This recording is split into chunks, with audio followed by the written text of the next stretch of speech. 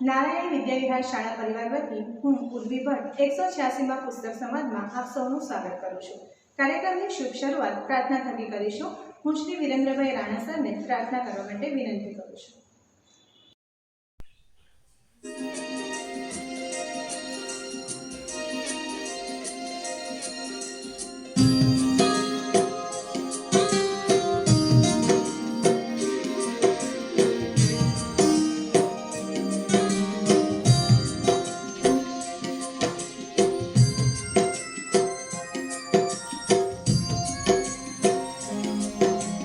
जैसा सोचोगे तुम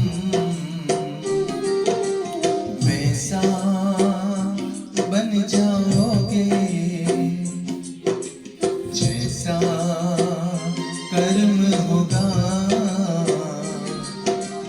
वैसा फल पाओगे।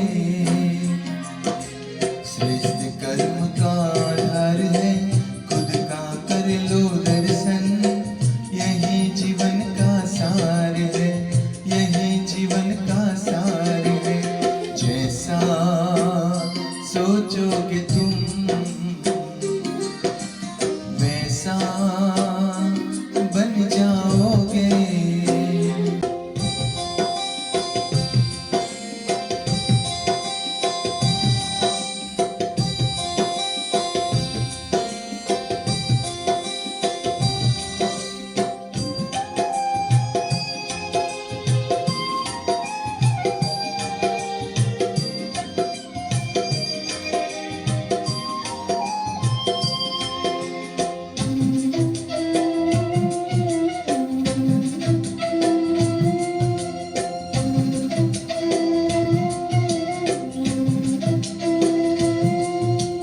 मन में हो शुभ संकल्प तो जीवन में फिर दुख कैसा, जब अंतर में शुभ भावना तो दिल में सुख सावन जैसा।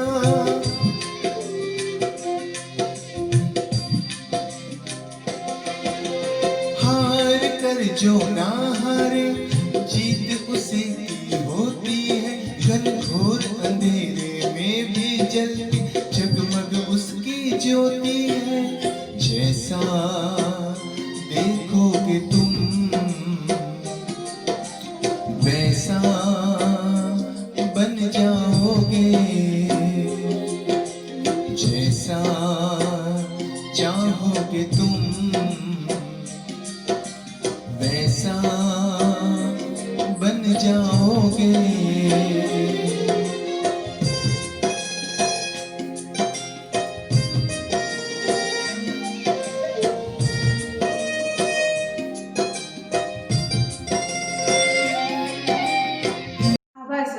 गत मासમાં 185 પુસ્તક સંવાદમાં ઈશ્વર પેટલીકરનો વાર્તા સંગ્રહ કાશીનું કરવટ ઉપર શાળાના શિક્ષિકા શ્રીમતી મયુરીબેન બ્રહ્મભટ્ટે પોતાના વિચારો રજૂ કર્યા હતા।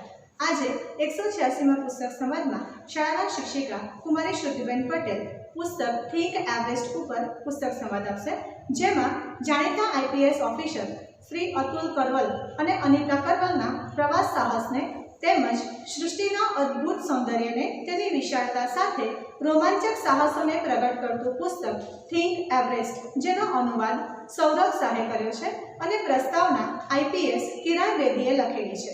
તેવા બંને જાંબાઝ સાહસવીરોની એવરેસ્ટ આરોહણની રોમાંચક સફર, જે દુનિયાની ટોચે જવાની તેમની ભાવયાત્રાને રજૂ કરે છે। આ પુસ્તકમાં એક સામાન્ય માણસ, એક અશક્યવત સપનું, અપાર વિઘ્નો અને જિંદગીનું જોખમ, ગુજરાતના સૌપ્રથમ એવરેસ્ટ આરોહકની આ સાહસ કથા છે। તમામ મુશ્કેલીઓનો સામનો કરી જીવનના મસમોટા સપનાને સાકાર કરવાની આ પ્રેરણાગાથા છે અને મનની શક્તિ વડે શરીરની ક્ષમતાઓની સીમા વધારવાની આ ચિંતન યાત્રા છે, જે જીવનની દરેક પળને એ જ ક્ષણે જીવવાની ફિલોસોફીને જીવન કેન્દ્ર રૂપે રજૂ કરે છે। હું કુમારી શ્રુતિબેન પટેલને પુસ્તક સંવાદ રજૂ કરવા માટે આમંત્રિત કરું છું। નમસ્કાર। હું હાથ ફેલાવું તો તારી ખુદાઈ મારાથી દૂર નથી, પણ હું માંગું ને તું આપે તે મને મંજૂર નથી। જો આ ધગસ મનમાં હોય તો વ્યક્તિ ગમે તેવું કપરું કામ પાર પાડી શકે છે।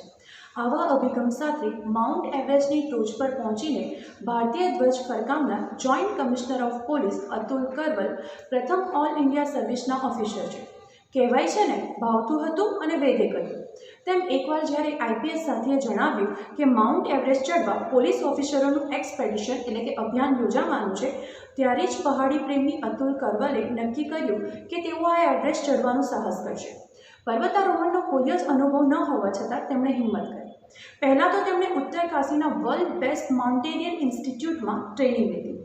આ સાહસ બાદ તેમણે પોતાના અનુભવ લોકો સુધી પહોંચાડવા તેમજ તેમને પ્રેરિત કરવા થિંક એવરેસ્ટ નામની અંગ્રેજી પુસ્તક બહાર પાડી. અમદાવાદમાં સ્થાયી હોવાથી આ પુસ્તકના ગુજરાતી વાચકોની ડિમાન્ડથી તેનું ગુજરાતી વર્ઝન પણ બહાર પાડ્યું. આ પુસ્તકમાં તેમની સાથે તેમના સહલેખક તેમના પત્ની અનિતા કરવલ નામ છે, જેઓ એક આઈએએસ ઓફિસર છે.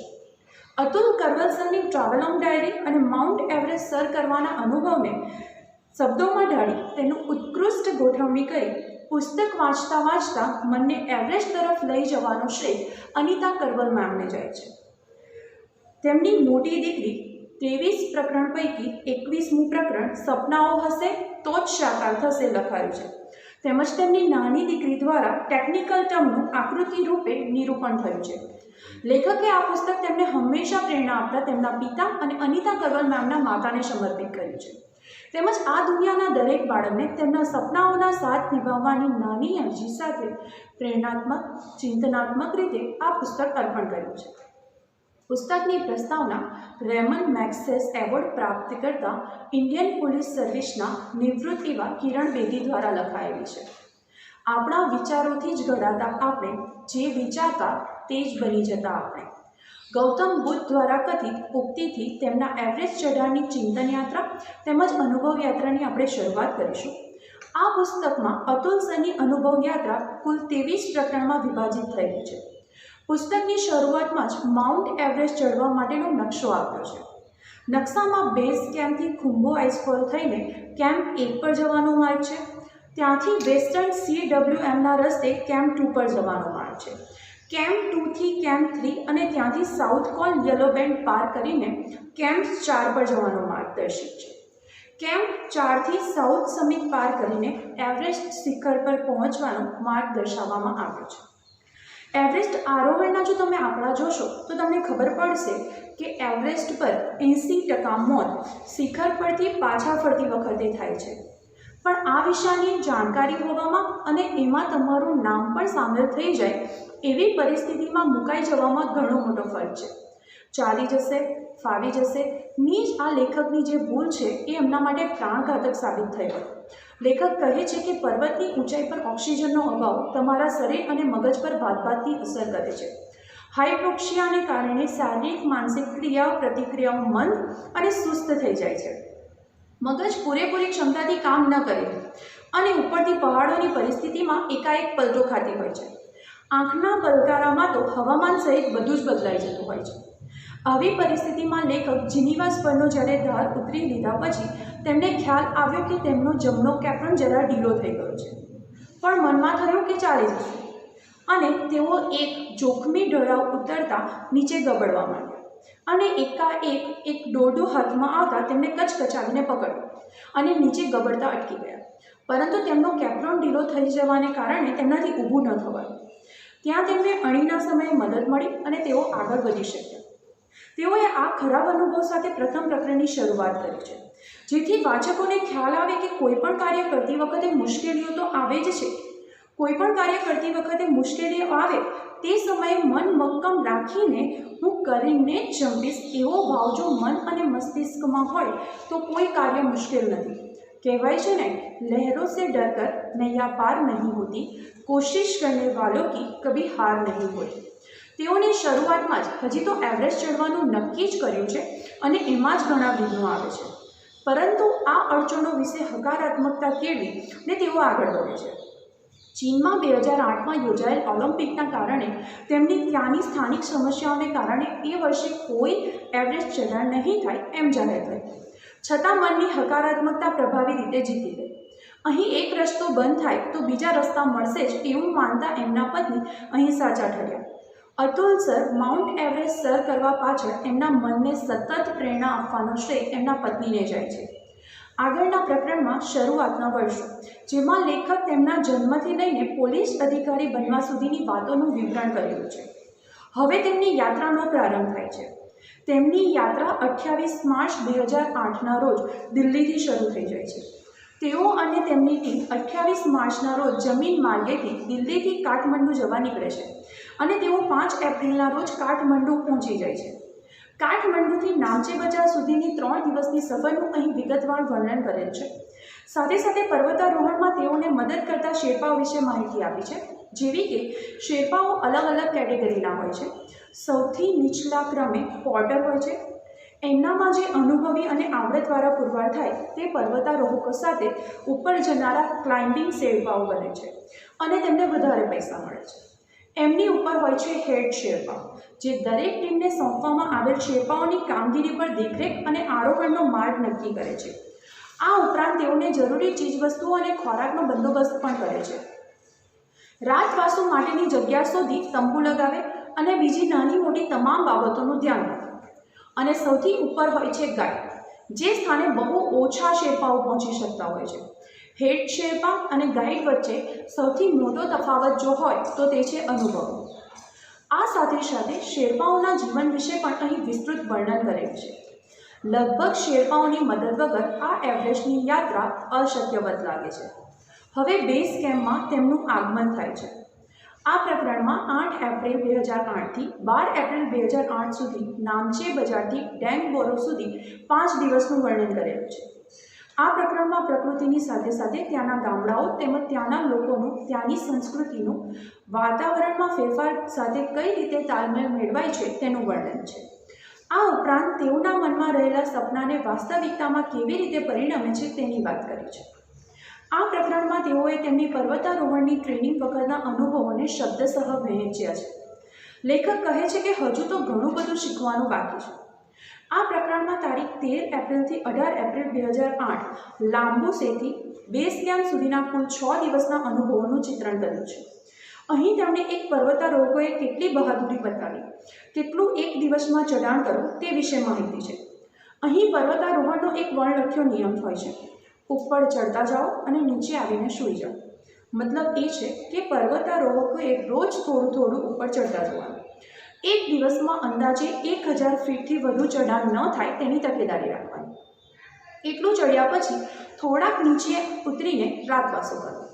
પર્વત ચડતી વખતે કોઈપણ જાતની તાકાત કે બહાદુરી પુરવાર ન કરવી. જો તમે ખૂબ જ જલ્દીથી ઉપર ચડી રહ્યા છો તો સમસ્યાઓ ઊભી થઈ શકે છે, જેનો કદાચ ઉકેલ પણ ન મળે. 8-9 હજાર ફીટની સામાન્ય ઊંચાઈએ કેટલાક પર્વતારોહકને ઊંચાઈના કારણે સર્જાતી માંદગી આવી જતી હોય છે. આ એલ્ટિટ્યૂડ સિકનેસને ટેકનિકલ ભાષામાં અક્યુટ માઉન્ટેન સિકનેસ AMS કહે છે. વધુ ઊંચાઈએ ચડનારાઓને આનાથી ગંભીર પરિસ્થિતિનો સામનો કરવો પડે છે. એ છે હાઈ એલ્ટિટ્યૂડ પ્લમનરી ઇડીમા HAPE અને હાઈ એલ્ટિટ્યૂડ સેરેબ્રલ ઇડીમા એટલે કે HACE. આ બંને બીમારી જીવલેણ પણ પુરવાર થઈ શકે છે. અહીં તેમણે NLPની વાત કરી છે. NLP એટલે ન્યુરો લિંગ્વિસ્ટિક પ્રોગ્રામ, એટલે કે સકારાત્મક વિઝ્યુલાઇઝેશનની આ એક પદ્ધતિ છે જે ખરાબ વિચારોને ત્યજી દઈને મનમાં સારી સારી વાતોની કલ્પના કરવાથી જિંદગીમાં નાટ્યાત્મક ફેરફારો લાવવાની આ કળા અદ્ભુત છે, જે લેખકના બેન અપરાજિતતા દ્વારા તેમને જાણવા મળે. તે મને બહુ જ ગમ્યું. NLP પદ્ધતિથી મન જે વિચારે છે, જેની કલ્પના કરે છે, તેને જ વાસ્તવિકતા તરીકે સ્વીકારતું થઈ જાય છે. એટલે જ હંમેશા સકારાત્મક વિચારવું જોઈએ. તદુપરાંત તેમણે પર્વતોમાં જિંદગી સામાન્ય જિંદગી કરતાં કેટલી અલગ હોય છે તેનો ખ્યાલ આપ્યો છે. અહીં કુદરતી હાજત માટેની જે વ્યવસ્થા છે તેનું વર્ણન નથી કરતી. હું ઈચ્છું છું કે સાવ સરળ લાગતી આ પ્રક્રિયા ત્યાં કેટલી જટિલ છે તે આ પુસ્તકમાં જાતે જ વાંચો. સાથે ઉડ્ડયન ઠક્કર દ્વારા અનુવાદિત કવિ ડિલન ટોમસની આ વિખ્યાત પંક્તિ પણ ખૂબ ગમી: રાખીને હસતું વદન ન સ્વીકારો રાત, કા રોકું અજવાસને, કા સળગાવો ચા. સાથે સાથે આ 6 દિવસોમાં તેમણે પર્વત ચડવા માટેની તૈયારીના ભાગરૂપે કરેલી ક્રિયાઓને ડાયરીમાંથી સ્વલિખિત અંશ આપ્યો છે. આ અંશમાં ડૉક્ટર કેમ્પલરની એક વાત છે: દરેક માણસ એકલો જ એવરેસ્ટ ચડતો હોય છે. ત્યાર પછીનું પ્રકરણ અગ્નિ પરીક્ષાના દિવસો પસંદગી થઈ. અહીં આ પ્રકારના નામ ઉપરથી જ આપણને ખબર પડે કે તેમાં શાનું વર્ણન હશે. અહીં લેખક આપણને ફ્લેશબેકમાં લઈ જાય છે, જ્યાં એવરેસ્ટ ચઢાણના વિચારથી લઈને તેની અઘરામાં અઘરી ટ્રેનિંગ અને ત્યારબાદ તેઓની કઈ રીતે પસંદગી પામ્યા તેની વાત કરી છે. હવે લેખકની ખરી યાત્રા શરૂ થાય છે. 19 એપ્રિલના દિવસે તેઓ ખુંબુ આઈસફોલ કે જે એવરેસ્ટનું પ્રવેશ દ્વાર કહેવાય છે તેના પર પર્વતારોહણ કરી ત્યાંના વાતાવરણ સાથે શરીર અનુકૂળતા પ્રાપ્ત કરી શકે તે માટે આઈસફોલ ઉપર ચઢ ઉતર કરી પાછા ફરે છે. અને જે 20 એપ્રિલ છે તે આરામનો દિવસ નક્કી થાય છે. અહીં તેમની મનની ચિંતન યાત્રા ખૂબ જ દિલચસ્પ અને વાંચવા જેવી છે. અહીં શેરપાઓની ડ્યુટી અને કાર્ય હૃદયને સ્પર્શી જાય છે. અહીં બુસ્ટર ડોઝ સમા શ્રીમદ ભગવદ્ ગીતાનો શ્લોક પણ અંકાયેલો છે, જે લેખકને ટકી રહેવાની પ્રેરણા આપે છે. એ પણ હું તમને કહીશ. માત્ર સ્પર્શાહ તું કોંતે શીતોષણ સુખ દુઃખદાહ આગમા પિયનઃ અનિત્યઃ તાન તિતિક્ષસ્વ ભારત. અર્થાત હે કોંતે, ઇન્દ્રિયોના વિષયો જોડેના સ્પર્શો ઠંડી, ગરમી, સુખ અને દુઃખ દેનારા હોય છે. તે અનિત્ય હોય છે, આવે છે અને અલોપ થાય છે. હે ભારત, તેમને તું સહન કરી છે. ભગવાન કહે છે કે આપણી સાચી ઓળખ કઈ છે, આપણો સ્વભાવ કયો છે. જ્ઞાનેન્દ્રિયોથી અનુભવ ગણાય છે. ઠંડી, તાપ, આનંદ, વેદના આ બધાના અનુભવ કરાવતી ઇન્દ્રિયો અર્થાત આ શરીર નાશવત છે. જેનું ખરેખર મહત્વ છે, જે અનંત અમર છે, તે છે માણસનો સ્વભાવ. આ શ્લોકમાં ગીતા આપણને આપણી અસલ ઓળખને, આપણા સ્વને શોધવાની શીખ આપે છે. કારણ કે આ સ્વની ક્ષમતા અમર્યાદિત છે. એની બુદ્ધિ ક્ષમતાની કે તાકાતની કોઈ સીમા હોતી નથી. ત્યારબાદ પર્વતારોહણ માટે તેઓએ કઈ રીતે તૈયારી કરી છે તેનું વર્ણન છે. અહીં તેમનું પેકિંગ લિસ્ટ પણ સમાવેશ છે. આ ઉપરાંત પર્વતારોહકોની શારીરિક ક્ષમતા ચાર હિસ્સામાં વહેંચાયેલી જોવા મળે છે. પહેલું છે તાકાત અથવા તો સ્ટ્રેન્થ. બીજું હૃદય અને ફેફસાની મજબૂતી અને તેમની સહનશક્તિ. ત્રીજું શરીરના સ્નાયુઓનું લચીલાપણું અર્થાત ફ્લેક્સિબિલિટી. કોઈપણ પરિસ્થિતિમાં ઝડપી ત્વરિત પ્રતિક્રિયા આપતી સ્ફૂર્તિ તેમજ ચપળતા અને સંતુલન. આ ચારેય બાબતોનું સરખું મહત્વ છે અને પર્વતારોહકોમાં આ બધું જ હોવું જોઈએ. શરીર એક માધ્યમ છે. આ પ્રકરણ તારીખ 21 એપ્રિલથી 24 એપ્રિલ સુધીની દિનચર્યાનું વર્ણન છે. અહીં યોગ વિશે વિસ્તૃત વાત કરી છે, જે હું તમને કહીશ. યોગ શબ્દનો અર્થ થાય છે મેળાપ અથવા સંગમ. શરીર, મન અને લાગણીઓનો એકમેક સાથે તાલ મેળવવો એટલે યોગ. યોગની અસર સૌથી પહેલાં બહારી વ્યક્તિત્વ ઉપર થાય છે, એટલે જે એ ભાગ છે વ્યક્તિનું શરીર. મન અને શરીર બંને ભિન્ન ભિન્ન છે એવું આપણે માનીએ છીએ. વાસ્તવમાં બંને એક જ છે. મનનું સ્થૂળ સ્વરૂપ શરીર અને શરીરનું સૂક્ષ્મ સ્વરૂપ મન. પ્રાણ એટલે જીવનબળ અથવા તો અનિવાર્ય ઉર્જા, જે બધામાં જ હોય છે. જળ ચેતન સર્વસ્વમાં, મન શરીર બેઉમાં. અને આયામ એટલે વિસ્તાર અથવા અનુસંધાન. આયામનો અન્ય પણ એક અર્થ થાય છે નિયમન. અને જ્યારે પ્રાણનું નિયમન થાય છે ત્યારે પ્રાણાયામ બની જાય છે. પ્રાણાયામ કરવાથી જીવનબળ કે ચેતનાઓને જાગૃત કરી શકાય છે, એનું નિયમન કરી શકાય છે, જેથી મનુષ્ય પોતાની માની લીધેલી મર્યાદાઓ, સીમાઓને ઓળંગીને વિકાસ પામીને ઉચ્ચ ભૂમિકાના ચૈતન્યને પામી શકે છે. અને લેખક એ જ કરવા માંગતા હોય છે. તેમની મર્યાદાઓ, સીમાઓને ઓળંગીને ગમે તે થાય એવરેસ્ટ ચડવું જ હોય છે. આ ઉપરાંત આ પ્રકરણમાં તેમણે માઉન્ટ એવરેસ્ટની આગળની રાહનું સંક્ષિપ્તમાં વર્ણન કર્યું છે. સાથે સાથે કેમ્પ લાઈફની મજા પણ અહીં વર્ણિત છે. તેઓએ રાત્રે પૂર્વ તૈયારી સાથે સૂઈ જવાનું હોય છે, તેની મુદ્દાસર નોંધ પણ અહીં આપેલ છે. અહીં તેઓએ બેઝ કેમ્પના દિવસોની વાત કરી છે. બેઝ કેમ્પની જિંદગી એકદમ નિરાંતની હોય છે. અહીં સૂર્યનું પહેલું કિરણ તંબુ પર પડે તેની સાથે ઉઠવાનું, સૂર્યના તેજસ્વી પ્રકાશના કિરણોથી દૂર સુધીના દ્રશ્યો ચોખ્ખા નજરે પડતા હોય છે. ઉજ્જવલ અને ચળકતા સૂર્યકિરણોથી આખું વાતાવરણ ચમકીલું, સ્ફૂર્તિલું અને તરોતાજા રહે. અહીં સૌને એક સમાન તક મળતી. દરેક શબ્દો એક સરખા જ ગણાતા. ઊંચાઈ, વજન, હોદ્દો કે તંબુના કદના આધારે તેમના સાથે કોઈ પણ ભેદભાવ રાખવામાં ન આવતો. આ સાથે સાથે આ પ્રકરણમાં તેમના પરિવાર સાથેની તેમની કેટલીક યાદોને પણ ટાંકી છે. અહીં ખડતલ શેરપાઓ સાથે તેમની માઉન્ટ એવરેસ્ટ ચઢાણની સિદ્ધિઓનું પણ વર્ણન છે. આગળ એમની અનુભવ યાત્રામાં બેઝ કેમ્પમાં વિચાર બંને દિવસો આ પ્રકરણ 26 એપ્રિલ 2008ના રોજ તેમના આરામના દિવસોમાં લખાયું છે. અહીં તેઓએ જીવનના અનુભવો વર્ણવ્યા છે. અહીં તેમના પિતા અને અનિતા મેમના માતાના જીવન સંઘર્ષ વિશે વાત કરી છે. અહીં તેઓ તેમના માટે પ્રેરણારૂપ બને છે તે પણ જણાવ્યું છે. આ પ્રકરણમાં હિતેન આનંદપરા દ્વારા અનુવાદિત હેનરી વેડ્સવર્થ લોંગફેલોની ધ બિલ્ડર્સ એટલે કે વિશ્વકર્મા કવિતા ટાંકી છે. 27 એપ્રિલ 2008ના રોજ બેઝ કેમ્પથી કેમ્પ 1 સુધી પહોંચ્યા અને ત્યાં રાત્રિ રોકાણ દરમિયાન તેમણે કરેલા જીવનના મનોમંથનને શાબ્દિક સ્વરૂપે તમારી સમક્ષ રજૂ કરું છું. એવરેસ્ટના ચઢાણે એમને ઘણું બધું શીખવ્યું છે. જિંદગીની વ્યાખ્યા જ બદલી નાખી છે. જિંદગીનો અર્થ ત્યાં સાવ જુદો થાય છે. ત્યાંની જિંદગી પવિત્ર છે, પ્રાકૃતિક છે અને અણધાર્યા જોખમોથી ભરેલી છે. આ જિંદગી આપણને અહંકાર મુક્ત કરે છે અને સામર્થ્યવાન પણ બનાવે છે. પર્વત પરનું જીવન ખૂબ જ સરળ છે અને એના પરિણામો પણ સ્પષ્ટ છે. આ પાર કે પેલે પાર, જીવી જાઓ યા નષ્ટ થઈ જાઓ. આ ભૂમિ નિંદ્રાધીન પર્વતદેવોનું વિશ્વ છે. ત્યાં સર્વસ્વ કુદરતનું જ રાજ છે. લેખક કહે છે, મારે આ જ્ઞાન પ્રકાશથી મારા જિંદગીને ભરી દેવી છે. જ્યારે તે પાછા ફરે ત્યારે વધુ શાંત બને. ત્યાંના અનુભવોથી માણસ વર્તમાનમાં જીવતો થાય. માણસનું આંતરિક જગત વધુ સ્વસ્થ અને વધુ મજબૂત બને. જ્યાં જીવનના ચઢાવ ઉતારની ઝાઝી અસર ન થાય. ભૌતિક પ્રાપ્તિઓ પરથી ધ્યાન ઓછું થાય અને સંબંધો અને પ્રેમની ઉષ્માને વધુ માણતા શીખે છે.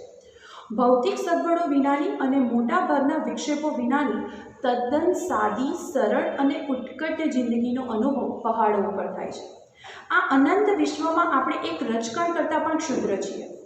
પર્વતમાં જે કુદરતની વિશાળ લીલાઓ, તેની સામે આપણી ચિંતાઓ, આશંકાઓ અને સમસ્યાઓનું કોઈ જ વજૂદ નથી. ત્યાં પહાડો પર લોકો ગઈકાલ કે આવતીકાલને બદલે વર્તમાનમાં જ જીવતા હોય છે. ત્યારબાદ આવે છે વોલન્ટિયર્સ કે વિક્ટિમ. 28 એપ્રિલ 2008ના રોજ કેમ્પ 1 થી કેમ્પ 2 સુધીનું અંતર કાપવાનું હતું. સવારે લખાયેલી ડાયરીના અંશ અહીં આપ્યા છે, જે ઘણા રસપ્રદ છે. સાથે સાથે સ્ટીવ ઈગલે લખેલું પુસ્તક ધ આઉટડોર એથ્લીટમાં તેઓએ રજૂ કરેલી વાત ખૂબ જ સરસ છે. તેઓ કહે છે કે પહાડોમાં કોઈ વિક્ટિમ નથી હોતું. જે હોય છે તે બધા વોલન્ટિયર્સ જ હોય છે. આ સમજવા જેવી વાત છે. પહાડ ચડવા માટે આપણે સામે ચાલીને આવતા હોઈએ છીએ. પૂરતી તૈયારી વિના જઈએ અને આપણી સાથે કોઈ પણ દુર્ઘટના બને તો એમાં કુદરતનો શું વાંક? ત્યાં જતાં પહેલાં આપણને ખબર હોવી જોઈએ કે આપણી સાથે કંઈ પણ બની શકે છે. એટલે એવું કંઈ પણ થાય તો આપણે કુદરતના રોષના ભોગ બન્યા કે વિક્ટિમ બન્યા એવું ન કહી શકીએ. કારણ કે ત્યાં જવાની આપણને કોઈએ ફરજ નથી પાડી. આપણે આપણી મરજીથી સ્વૈચ્છિકપણે ત્યાં જવાનું નક્કી કરીએ છીએ. એટલે જ આપણે વોલેન્ટિયર્સ છે, વિક્ટિમ નહીં. 29 એપ્રિલ 2008ના રોજ તેઓને નેપાળના સૈન્ય તરફથી એક નોટિસ મળે છે, જે કંઈક આ મુજબની હતી. પ્રિય પર્વતારોહકો, 10 મે 2008 સુધી તમને સૌને આ જગ્યાએથી આગળ વધવા દેવામાં નહીં આવે. કેમ આગળ વધવા દેવામાં નહીં આવે તે જાણવા તમારે આ પુસ્તક વાંચવું જોઈએ. 30 એપ્રિલ 2008ના રોજ કેમ્પ 2 થી કેમ્પ 1 અને ત્યાંથી બેઝ કેમ્પ સુધી આવ્યા બાદ હવે 10 દિવસ તેઓએ ત્યાં જ રોકાવાનું હતું. સાથે સાથે આ એવરેસ્ટ માત્ર 76 દિવસમાં નથી ચડાયો, પરંતુ તેની પાછળ લેખકની કેટલી મહેનત છે તેના અંશ હું કહું તો લેખક શરૂઆતમાં બેઝિક માઉન્ટેનિયર કોર્સ અને પસંદગી માટેની કસોટી કેમ્પસમાં ખૂબ જ જોરદાર તૈયારીઓ તેમની શારીરિક ક્ષમતા વધારવા કરી હતી. લેખકે તેમના કામની જવાબદારીઓ નિભાવવાના સમયને બાદ કર્યા પછી તેઓ રોજ કસરતનું શેડ્યુલ ગોઠવતા. તેઓ ફિટનેસ શેડ્યુલ બનાવ્યું હતું, જેમાં 1.5 કલાકનો કાર્ડિયો, સ્ટ્રેન્થ ટ્રેનિંગ ઉપરાંત યોગ પ્રાણાયામનો પણ સમાવેશ થતો. તેઓ અઠવાડિયામાં 3-4 વાર કાર્ડિયો કરતા, 3 વાર સ્ટ્રેન્થ ટ્રેનિંગ અને યોગ પ્રાણાયામ તો રોજ કરતા. કાર્ડિયોમાં તેજી લાવવા તેઓ પીઠ ઉપર 24 કિલોનો વજન ભરેલો રક્ષક લાદીને રવિવારે રાત્રે 11 વાગ્યા પછી અમદાવાદની ગલીઓમાં ચાલવા જતા. તેઓ ઝડપી ચાલી શકે તે માટે હાથમાં સ્ટીક પણ રાખતા. થોડા વખત ચાલ્યા પછી તેમને તેમની પીઠ ઉપર રક્ષકનો ભાર પણ ઓછો લાગવા લાગતો અને તેમના કદમ પણ ઝડપી અને તાલબદ્ધ બની જતા. પર્વત પર ચઢાણ માટેના તેમના સ્નાયુઓને કસવા તેઓ દર અઠવાડિયે 24 કિલોનો ઠેલો પીઠ પર લાદીને 12 માળના મકાનમાં પગથિયા સતત 15 વખત ચડતા. તેમના વ્યાયામના ભાગરૂપે તેઓ આ રીતે એકસાથે 180 માળ ચડી જતા. આ ઉપરાંત તેઓ જીમમાં પણ વધુને વધુ કસરત કરવાનો તેમનો આગ્રહ રહેતો અને યોગ દ્વારા તેઓ ફ્લેક્સિબિલિટી પર પણ ધ્યાન આપતા. આ બધું તો ઠીક, પર્વતારોહકોનું એવરેજ ચડતા 15થી 20% જેટલું વજન ઉતરી જતું હોય છે, તો તેમણે વજન વધારવા માટેના પણ ઘણા પ્રયત્નો કર્યા હતા. આગળ એમની યાત્રામાં બેઝ કેમ્પમાં લેખકે તેમના પરિવારને ખૂબ જ યાદ કરે છે અને તેમની સ્મૃતિને વાગોવે છે. અહીં વિટકર દ્વારા કહેવાયેલા શબ્દ તમે પર્વતને ચાહો છો એનો અર્થ એ નથી કે પર્વત પણ તમને ચાહશે, પરંતુ લેખક આનાથી વિપરીત વિચારે છે. તેનું લેખકે કરેલું વર્ણન ખૂબ જ અદ્ભુત છે અને આ વર્ણનથી અભિભૂત થવા તમારે આ પુસ્તક વાંચવું રહ્યું. મિત્રો, ઊંચી જગાના કે ઊંચા ગજાના આ પ્રકરણમાં તારીખ 4 મેથી 10 મે સુધીના કાર્યના અંશોને ડાયરીમાં લખ્યા છે. આ અંશમાં એ દિવસ દરમિયાન તેમણે કરેલી વિશિષ્ટ પ્રવૃત્તિ અને દિનચર્યા વિશે લખાયેલું છે. તારીખ 10 મેના રોજ ફરી બેઝ કેમ્પથી કેમ્પ 2 સુધી પહોંચવાનું હતું અને આ સાથે આ અભિયાન દરમિયાન બનેલા નવા મિત્રોનું પણ અહીં સંક્ષિપ્તમાં વર્ણન કર્યું છે. મિત્રો, તમે અહીં અનુભવ્યું હશે કે લેખક બેઝ કેમ્પથી કેમ્પ 1, કેમ્પ 1થી કેમ્પ 2 અને ફરીથી બેઝ કેમ્પ એમ એવરેસ્ટ પર ઉપર નીચે ચડ ઉતર કરે છે. આવું શા માટે? એનો જવાબ હવે પછીના પ્રકરણમાં છે. આગળ વધીએ તો કાઉન્ટડાઉન શરૂ થઈ ગયું. તારીખ 11 મે 2008થી કેમ્પ 2 પર 2 દિવસ રોકાઈ 13 મે 2008ના રોજ કેમ્પ 3 ઉપર પહોંચી કેમ્પ 2 પર પાછા આવે છે. કેમ્પ 2 પર રાત્રિ મુકામ બાદ 14 મેના રોજ ફરી બેઝ કેમ્પ પર આવે છે.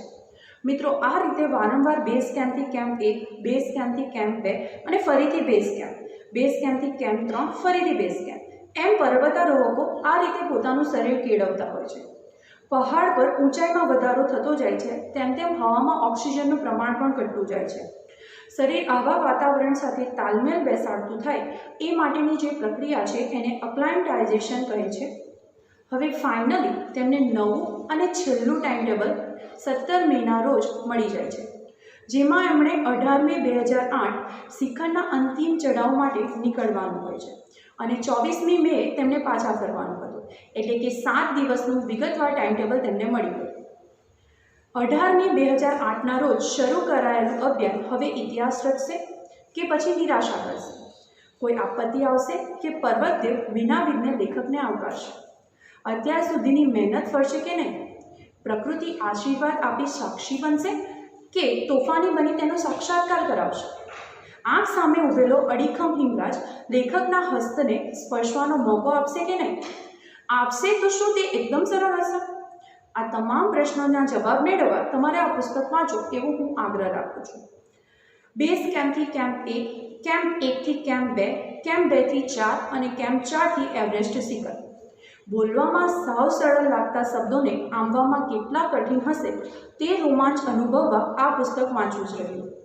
શિખરે પહોંચ્યા પછીનો રોમાંચ શિખરે પહોંચ્યા વગર અનુભવવો હોય તો પણ આ પુસ્તક વાંચવું પડે. આગળનું પ્રકરણ સપનાઓ હશે તો જ સાકાર થશે, જે લેખકની મોટી દીકરી જાહ્નવી કરવાલ દ્વારા લખાયું છે. દીકરી માટે પોતાના પિતા હંમેશા એક રોલ મોડલ જ હોય છે.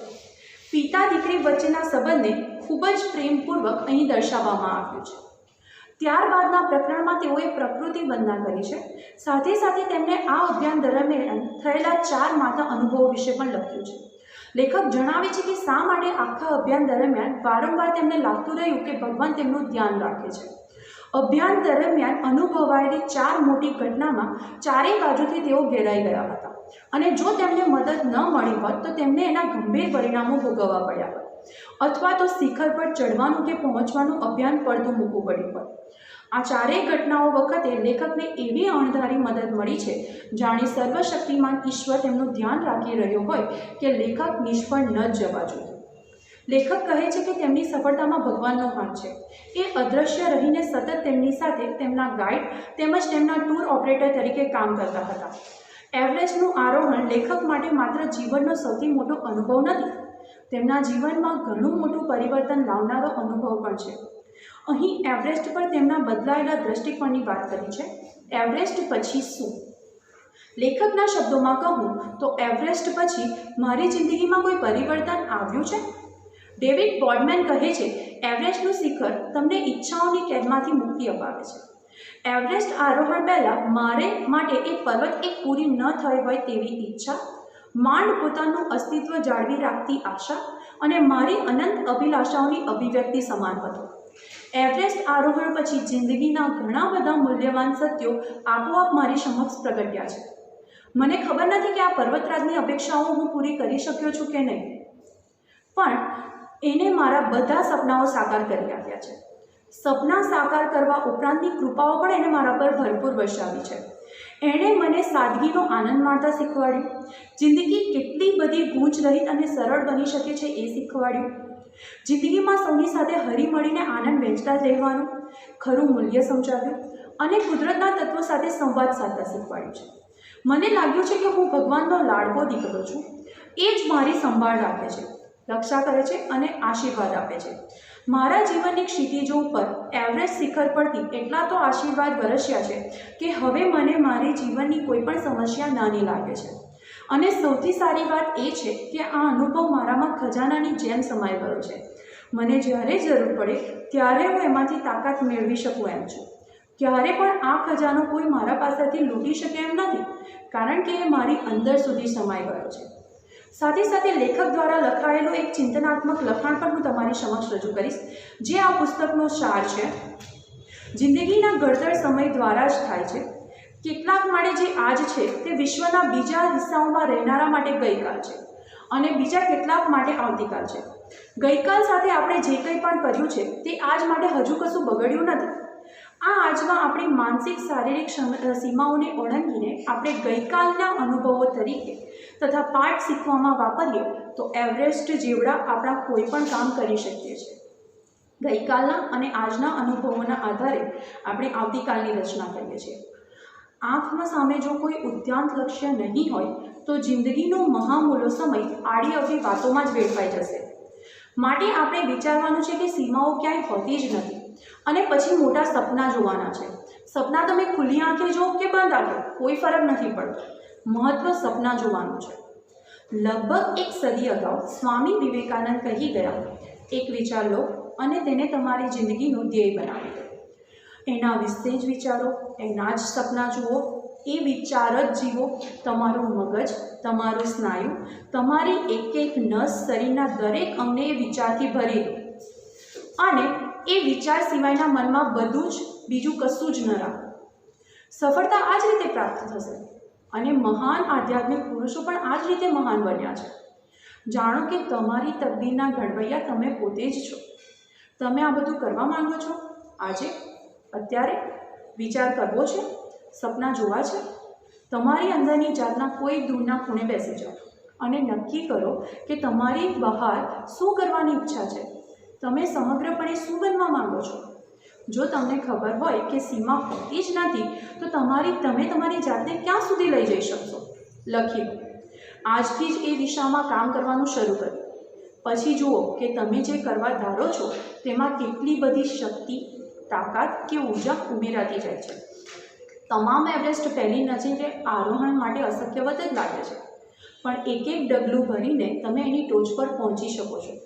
તમારો એવરેસ્ટ ઈચ્છતો હશે કે તમે એના પર આરોહણ માટે પ્રયત્ન કરો, જેથી તમને ખબર પડે કે તમારામાં કેટલી ક્ષમતા છે. લેખકનો એવરેસ્ટ સાચો એવરેસ્ટ હતો. બધા માટે જ એ જ પોતાનો એવરેસ્ટ હોય એવું જરૂરી નથી. તમારો એવરેસ્ટ કોઈ એવી બાબત હોય જે દેખીતી રીતે અમલમાં મૂકવાનું તમને અશક્ય બધ લાગતું હોય. એની પ્રાપ્તિ માટે આપણે આપણાથી બનતું બધું જ કરવું પડે. એટલે જ પોતપોતાનું એવરેસ્ટ રચીને એ એવરેસ્ટ તરફ પહેલું ડગલું ભરો અને ભાગ્યને ઘડવાની યાત્રા શરૂ કરો. સ્વામી વિવેકાનંદે કહ્યું છે, આપણે જે વિચારો કરીએ છીએ એવા જ બનીએ છીએ. એટલે શું વિચારો છો એનું ધ્યાન રાખો. શબ્દો તો પછી આવે છે, વિચારો જીવે છે અને દૂર દૂર સુધી જાય છે. એટલે જ થિંક એવરેસ્ટ. તમને તમારો એવરેસ્ટ મળવાનો જ છે. અને પુસ્તકના અંતે બદલાયેલા દૃષ્ટિકોણ સાથે હવે એક પર્વતારોહક પોતાની રોજિંદી જીવન ક્રિયાઓમાં પરોવાઈ જાય છે. છતાં ચોમોલુકમાં, તિબેટમાં એવરેસ્ટ માટે પ્રાચીન કાળથી આ નામ પ્રચલિત છે. એ એમના હૃદયમાં કાયમી જગ્યા બનાવી દીધી છે. અંતમાં કહું તો મિત્રો, થિંક એવરેસ્ટ આસમાનથી પણ ઊંચે કરેલી યાત્રાનું માત્ર ઐતિહાસિક વર્ણન નથી, જીવનની દરેક પળને એ જ ક્ષણે જીવવાની ફિલસૂફીને જીવનનું કેન્દ્ર બનાવીને કેવી રીતે જીવી શકાય એની આ અનુભવ ગાથા છે. પર્વતારોહણની વાત અહીં અદ્ભુત રીતે બે કાંઠે સમાંતર કરે છે. એક સાહસ કથા છે, એમાં પડતી શારીરિક તકલીફો અને મુશ્કેલીઓની કથા, અને બીજી છે ચિંતન યાત્રા, જે જીવનનો અર્થ શોધવાની તૃષા સંતોષવા માટેની યાત્રા. આપણે આપણી જિંદગી કેવી રીતે જીવવી જોઈએ એવો શુષ્ક અને સુફિયાણી સલાહ આપવાનો દેખાડો આ પુસ્તકમાં નથી. પુસ્તક પૂરું કર્યા પછી વાચકને મનમાં એવી જ લાગણી તરતી રહે છે કે એક સામાન્ય માણસ જીવનને ઉત્કટ લગાવથી જીવીને પોતાની જિંદગીને અસામાન્ય અસાધારણ બનાવી શકે છે. જેમણે સપના જોવાની હિંમત રાખીને દેખીતી રીતે અસાધ્ય લાગતી સિદ્ધિઓ મેળવીને ચીલો ચાતર્યો હશે, એ સૌને આ પુસ્તકમાં પોતાની જિંદગીનું પ્રતિબિંબ દેખાશે, પોતાના વિચારોના પડઘા સંભળાશે. આ પુસ્તક એવા સૌ કોઈ માટે છે જેઓ મોટા સપના જુએ છે. આપણે સૌએ એવરેસ્ટ જેવું વિચારવું જોઈએ, જે વિચારવાથી અશક્યવત લાગે. થિંક એવરેસ્ટ, કારણ કે આપણને આપણો એવરેસ્ટ મળી શકે એમ છે. અંતે હું ગીતાના એક શ્લોક સાથે મારી વાતને વિરામ આપીશ. ઉત્વરેત આત્મના આત્મનામમ ન આત્મનામ અવસાદયેત. આત્મવે હિ આત્મનઃ બંધુઃ આત્મવે રિપુઃ આત્મનઃ. અર્થાત આપને તાળવો આપે, આપને ન દુબાડવો, આપ જ આપનો બંધુ, શત્રુ આપ જ આપનો. So think different, think high, think Everest. Thank you. આભાર મેડમ. અહીં આ પુસ્તક સંવાદ પૂર્ણ જાહેર થાય છે. આવતા માસે 187મું પુસ્તક સંવાદ માણીશું શાળાના શિક્ષિકા શ્રીમતી કોમલબેન સોલંકી દ્વારા. Thank you.